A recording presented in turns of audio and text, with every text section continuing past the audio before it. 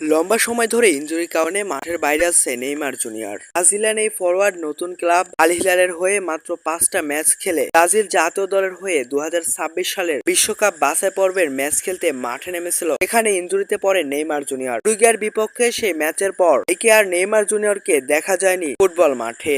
সেখান থেকে নেইমার জুনিয়রকে যেতে হয়েছে অস্ত্রোপচারের টেবিলে। বর্তমানে সেরে ওঠার চূড়ান্ত প্রক্রিয়াতে আছেন ব্রাজিলিয়ান এই সুপারস্টার। যদিও নেইমার জুনিয়র প্রায় সুস্থ হয়ে উঠেছেন, তারপরেও ব্রাজিল দলের নতুন কোচ জরিবার জুনিয়র তারকা এই ফুটবলারকে রাখেনি ব্রাজিলের কোপা আমেরিকার স্কোয়াডে। তবে শুরুর অংশে ব্রাজিলের কোপা আমেরিকার স্কোয়াডে নেইমার জুনিয়র না থাকলেও এবার প্রথম ম্যাচে মাঠে নামার আগেই ব্রাজিল দলের সঙ্গে যোগ দিয়েছেন নেইমার। তারকায় ব্রাজিলিয়ান ফরওয়ার্ডকে দেখা গেল যুক্তরাষ্ট্রে ব্রাজিল জাতীয় দলের সঙ্গে যোগ দিতে। নেইমার জুনিয়রের সঙ্গে ভিনিসিয়াস জুনিয়র, ফিনহা আর মার্কোনেসের সম্মিলিত কয়েকটি ছবি ভাইরাল হয়েছে নেট দুনিয়ায়। এখানে দেখা যায় নেইমার জুনিয়র যোগ দিয়েছে তার জাতীয় দলের সঙ্গে। যুক্তরাষ্ট্রে মূলত নেইমার জুনিয়র গিয়েছেন ব্রাজিল জাতীয় দলের খেলা দেখতে। এখানে ব্রাজিলিয়ান ফুটবলারদের সঙ্গে যোগ দিয়েছেন কোপা আমেরিকার স্কোয়াডে বাইরে থাকা নেইমার জুনিয়র।